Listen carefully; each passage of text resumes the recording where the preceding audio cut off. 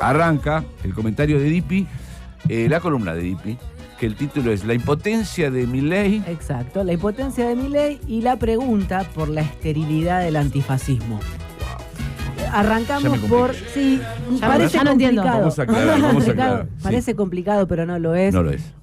Por supuesto que todo lo que pasa en el plano económico y político quedó, digamos, en un segundo lugar, porque el discurso de Milei en Davos y el coro de funcionarios y libertarios no funcionarios que salieron a decir barbaridades después de lo que dijo Milei contra la comunidad LGTBIQ+, opacó el resto, ¿no? O sea, ganó eso, la pulseada por la presencia en la discusión mediática, y lo demás pasó a un segundo plano. Claro.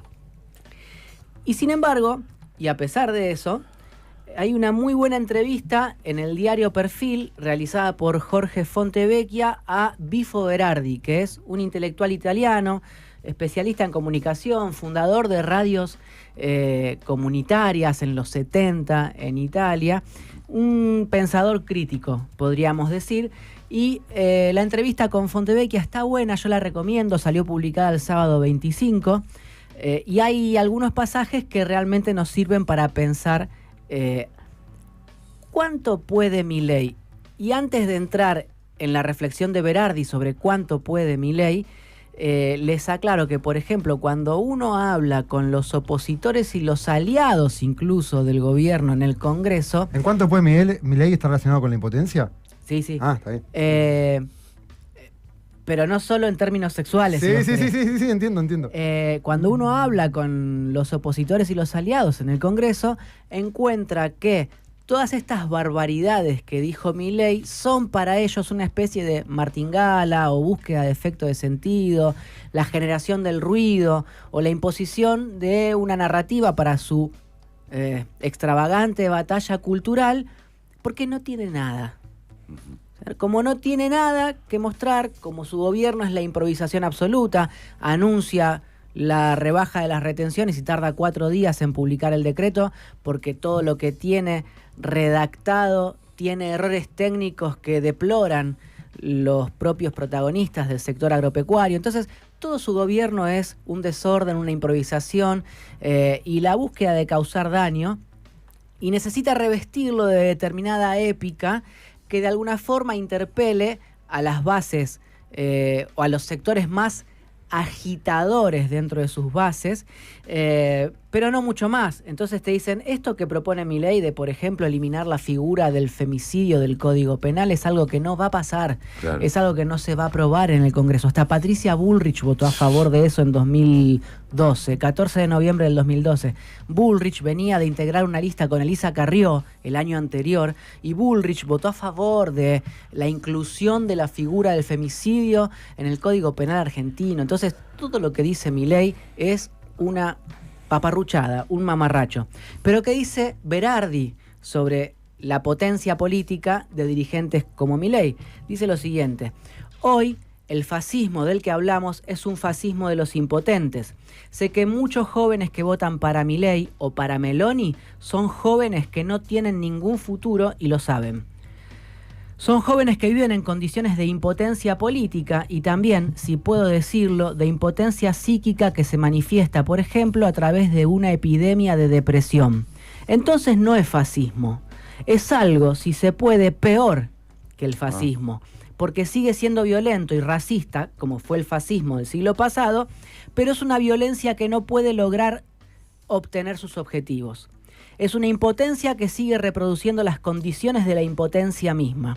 Por eso no creo que el siglo XX vaya a repetirse. No creo que abramos una resistencia antifascista que combatirá y ganará. No lo creo. Si queremos llamarlo fascismo, este fascismo de la impotencia va a producir una tragedia que ni podemos imaginar las dimensiones. Esto dice Berardi, la nota es por supuesto más larga. Es interesante, recomiendo a nuestros oyentes que vayan, la busquen y la lean. Bifo Berardi es pesimista en su análisis, yo no soy tan pesimista como él, pero esta definición de un fascismo en la actualidad, que por su impotencia es peor que el fascismo que conocimos en el siglo XX o el que conocimos aquellos que no fuimos testigos en la época de su apogeo. Lo conocimos por manuales de historia, por libros, por testimonios, por documentales, por lo que fuere. Este fascismo es distinto porque justamente al estar basado en la frustración, en el malestar de una generación, puede desembocar en lugares mucho más difíciles de sortear. Entonces él se pregunta por la posibilidad de que algún frente antifascista pueda desmontar esto a lo que asistimos hoy, ¿no? Yo me acordé respecto de la potencia o la impotencia de un fragmento televisivo que alguna vez comenté acá al aire. Creo que había dicho yo en su momento que había sucedido en Intratables y en realidad fue en el programa PH, conducido por Andy Kuznetsov. PH era Podemos hablar. Podemos hablar. Y esto creo que fue en 2018. Si Gonzalo tiene a mano lo podemos compartir. Mandalo, ¿no? Pero ya está, el remate vino al final del programa. Dale, Marce, ¿no lo conoces? No lo conozco.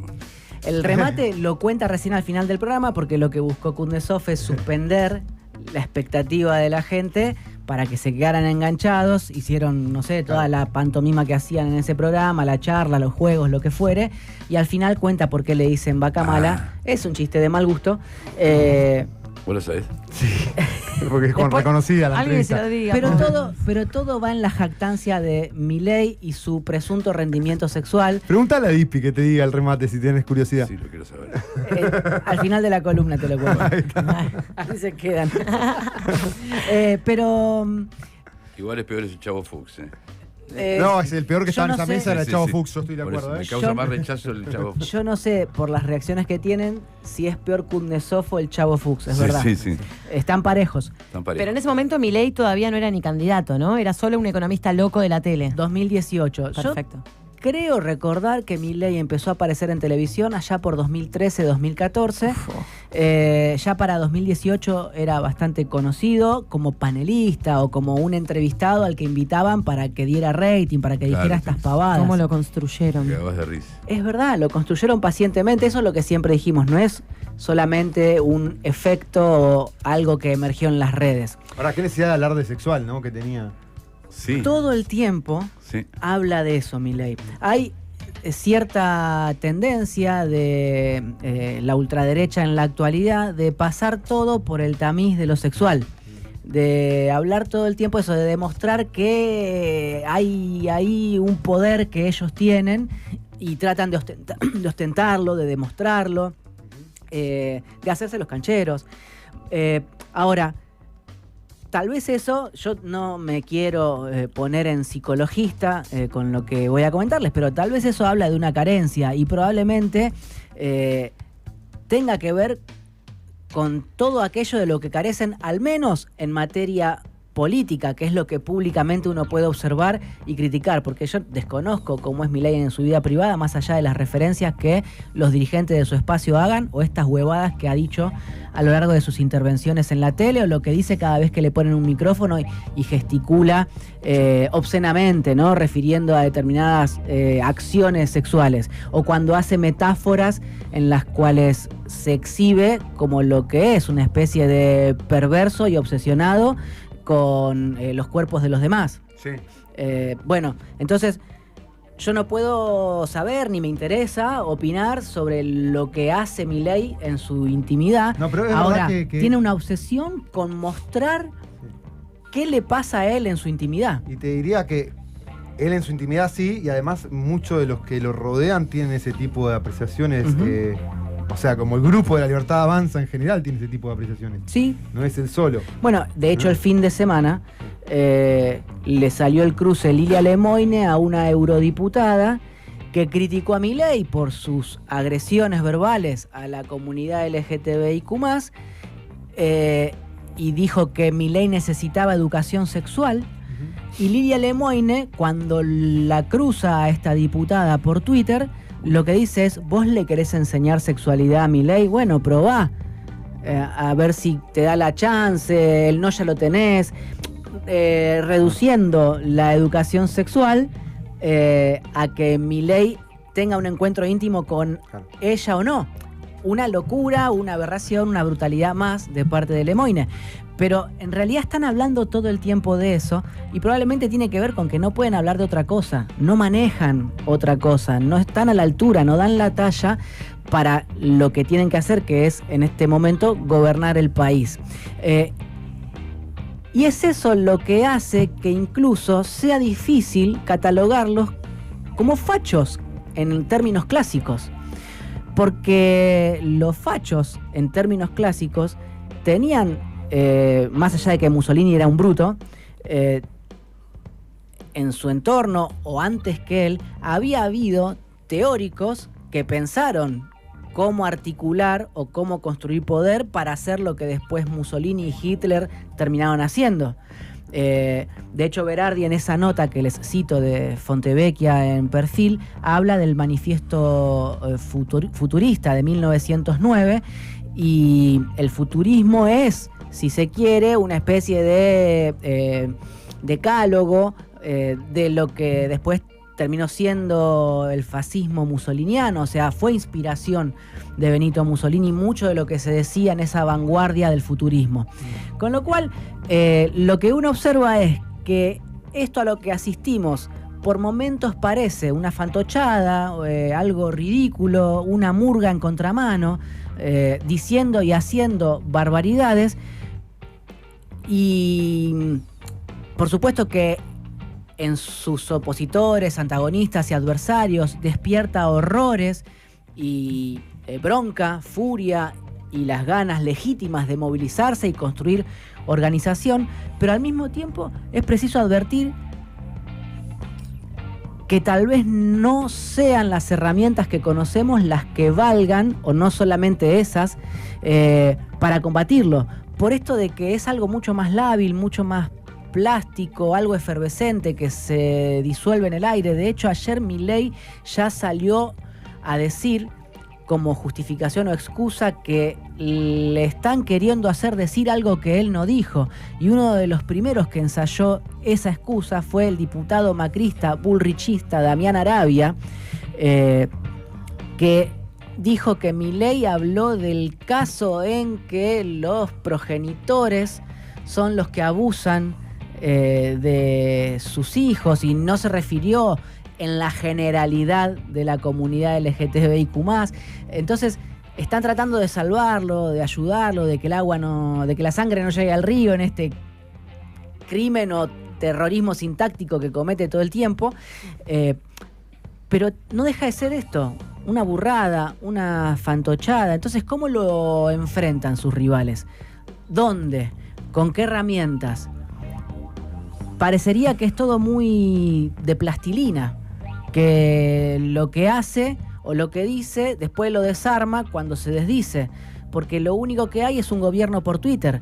Si ni siquiera pueden instrumentar bien un decreto a favor de los ruralistas, porque no saben, porque no quieren o porque no pueden, significa que estamos frente a algo muy difícil de combatir.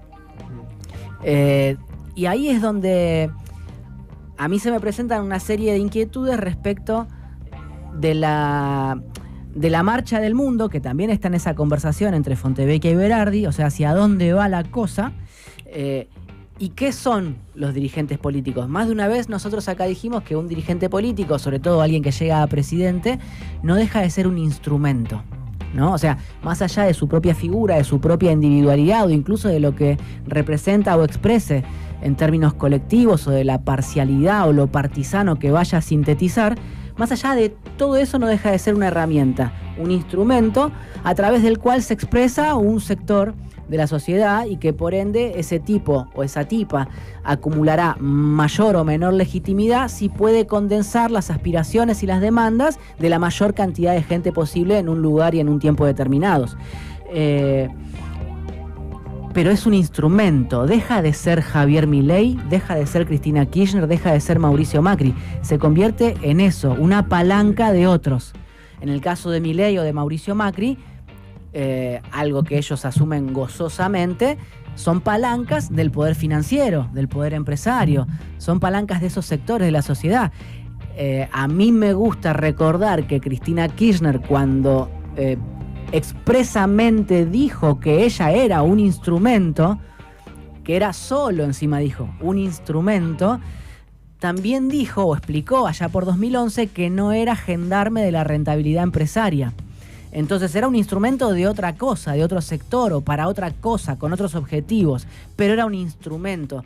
O sea, no era solo ella y sus circunstancias, ¿no? Entonces, si nosotros concebimos que los dirigentes son eso, los presidentes son eso, son instrumentos, la pregunta que sigue es, ¿instrumentos para qué? Y hacia dónde nos llevan esos instrumentos, o sea, ¿a dónde nos dejan esas palancas si nos agarramos fuerte y nos impulsamos? ¿Hacia dónde nos catapultan, digamos? Bueno, los últimos años, y esto también lo hemos debatido muchas veces, a mi criterio hay algo que ha sucedido no solo en Argentina, sino a nivel global, y es que la economía de plataformas, la de las grandes corporaciones, ha hecho que la política pierda sentido o pierda gravitación en el mundo que vivimos, ¿no? Me voy a ir por la tangente brevemente, voy a hacer un paréntesis acá nada más, porque se está por lanzar en provincia de Buenos Aires la convocatoria para que los jóvenes se inscriban a la policía bonaerense, ¿sí? Entonces, tamaño desafío para el gobierno de Kicillof, inspirado en valores progresistas, el de convocar a sus jóvenes a integrar el cuerpo de la Fuerza de Seguridad de la provincia de Buenos Aires, ¿no? Y entonces encargaron encuestas, mediciones sobre la percepción de los jóvenes en la provincia y al mismo tiempo están diseñando en este momento con qué mensaje salir a convocar, a seducir a los pibes y a las pibas para que se anoten y se formen como policías de la provincia de Buenos Aires. Una de las cosas más interesantes que encontraron en esos estudios es que la principal, antes de eso, los jóvenes que efectivamente quieren anotarse en la policía bonaerense lo hacen por trayectoria laboral, o sea, porque ven ahí un horizonte de estabilidad y proyección. Otros porque no dejan de estar imbuidos de la educación sentimental hollywoodense y lo que piensan que es un policía, y otros por razones distintas que pueden ser más loables, pero probablemente sean una minoría, que es la de pertenecer a un cuerpo que honre tu persona, y en general los chicos y chicas que responden eso es porque vienen de familia de policías, ¿sí? O sea, saben cómo es la fuerza por dentro, entonces para ellos no deja de ser, o no dejan de pertenecer a una especie de orgullo familiar. Sí, exactamente. Hay estudios sociológicos sobre la policía bonaerense donde hablan de que hay como una pertenencia del yo que los diferencia de los civiles que somos el resto. Sí, pero a mí hay de eso, hay un montón de estudios. Hay uno que yo siempre comento que es de Esteban Rodríguez Alzueta, un investigador de la UNCI, la Universidad Nacional de La Plata, sobre lo que los policías sienten, no aquellos que patrullan, aquellos que eventualmente para la crónica policial se convierten en héroes, sino aquellos que hacen tareas simplemente administrativas, sí, o que son vigilantes en una esquina en un barrio, y que para ellos es puro tedio su trabajo.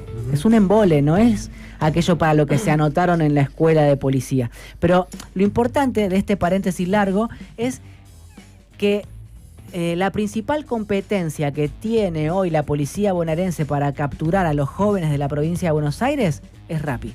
Sí, claro. O sea, ni siquiera... O sea, ¿Rappi paga mejor?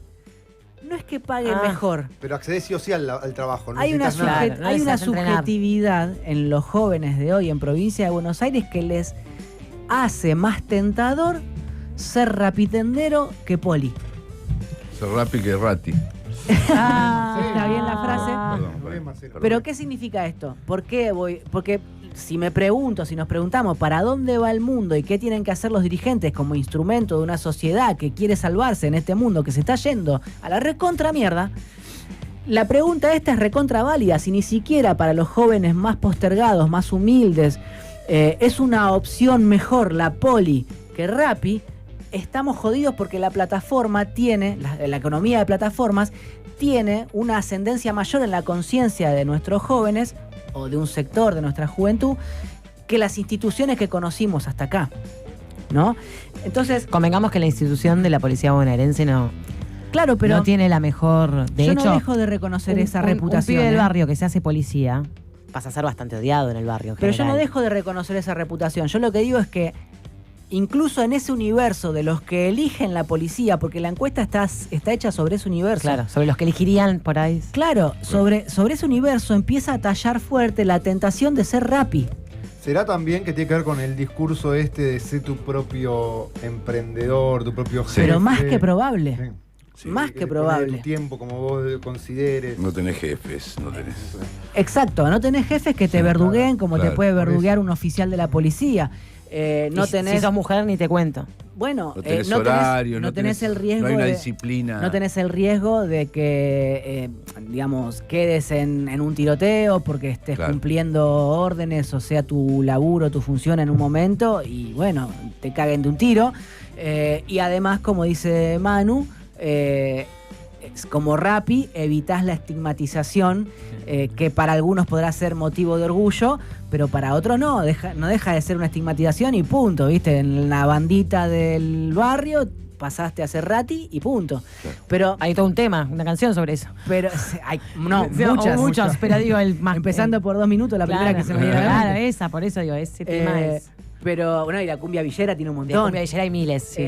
Pero lo que quiero decir es que el mundo cambió, que las percepciones subjetivas no son las mismas que cuando nosotros empezamos a hacer periodismo o a discutir política, y los instrumentos políticos funcionan hoy de otra manera.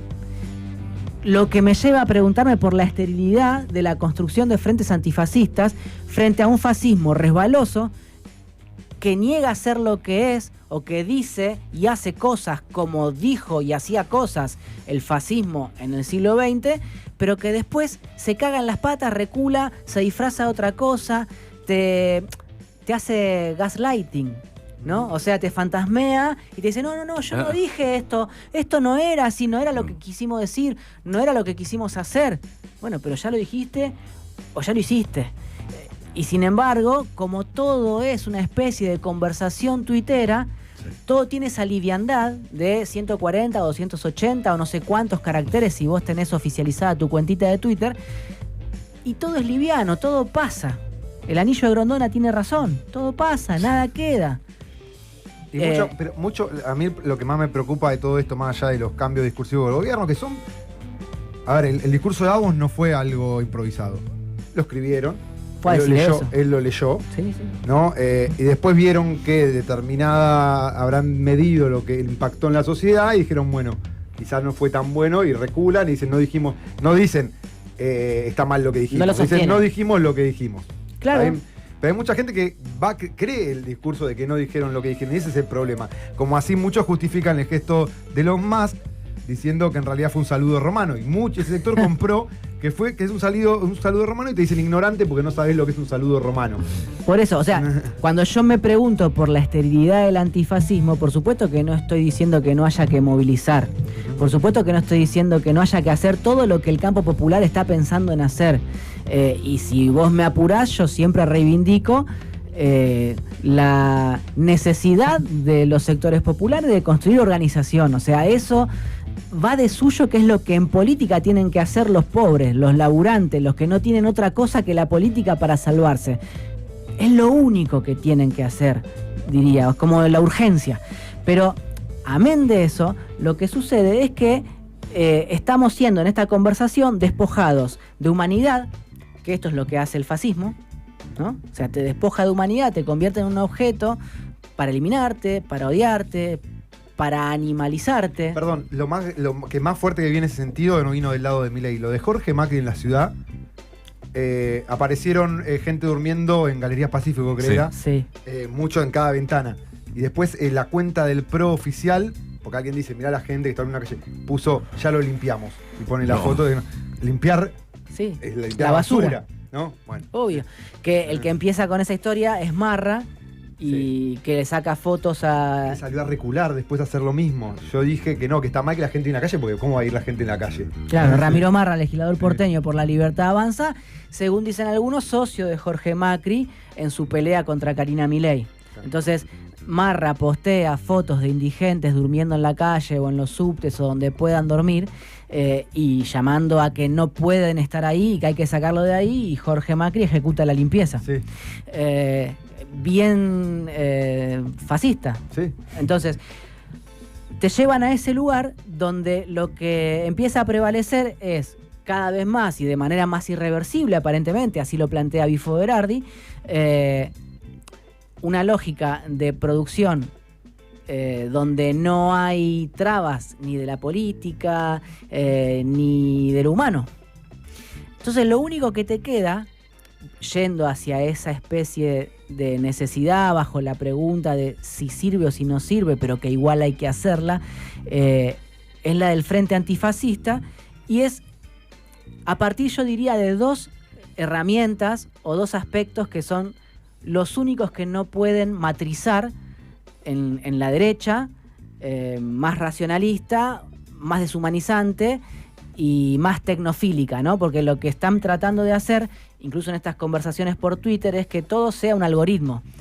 Todos nosotros empezamos a hacer mercancías por lo que decimos y por las fotitos que producimos para las redes sociales, y no existimos más que a través de eso.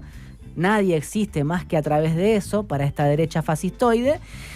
Y ahí lo que hay es algoritmo, ecuación, suma, resta, unos y ceros, bits, flujo de bits. Somos todos flujo de bits, no somos más seres humanos. Entonces lo que empieza a suceder es que lo único que no pueden hacer las máquinas es equivocarse, no porque no cometan errores quienes programen a las máquinas, sino porque la lógica de una máquina no admite la equivocación, está programada para eso, aun cuando es un error del humano que la programó, está programada para cumplir esa orden, esa ley, esa ecuación con la cual la programaron. Entonces no existe el error en la máquina, no existe ni el error ni la duda. El error y la duda son las únicas dos condiciones que nos quedan de humanidad para defendernos de estos hijos de puta. Paradójicamente, errar y dudar, o sea, sentir incertidumbre, no saber si está bien lo que estamos haciendo, son las dos condiciones de humanidad que nos quedan frente a las máquinas que nos imitan o nos reducen a algoritmos. Entonces, si el campo popular tiene que construir un frente antifascismo, que sea a partir de esas preguntas, la de la duda y la del error. Bueno, nos equivocamos, no importa, habrá que equivocarse mejor. Si fabricaste un instrumento que falló, vas a tener que empezar otra vez y fabricar otro. El mismo o mejor u otro distinto. Y aunque te equivoques, vas a tener que seguir fabricando instrumentos porque es la única que te queda. Qué hermoso.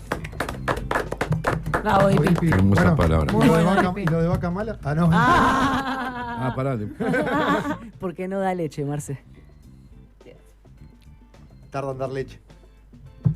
Ah, porque... Claro. Ay, Ah, dale, está vamos, bueno. hace 3 horas, No, Marce. Pensé que estaba bueno. Bueno. ¿Qué esperabas? ¿Qué puede estar bueno? Es un boludo. ¿Qué puede Es estar un bueno? boludo. Lo Me es. da bronca. ¿Me da más bronca eso? Sí. Bueno, gracias, Dipi. Como siempre, No, por favor. iluminando todo. No, ese gracias por tema. invitarme. Bueno, 11 horas 22 minutos, vamos a escuchar un tema. Los Pericos. Complicado y aturdido, ¿eh? Ya volvemos, dale.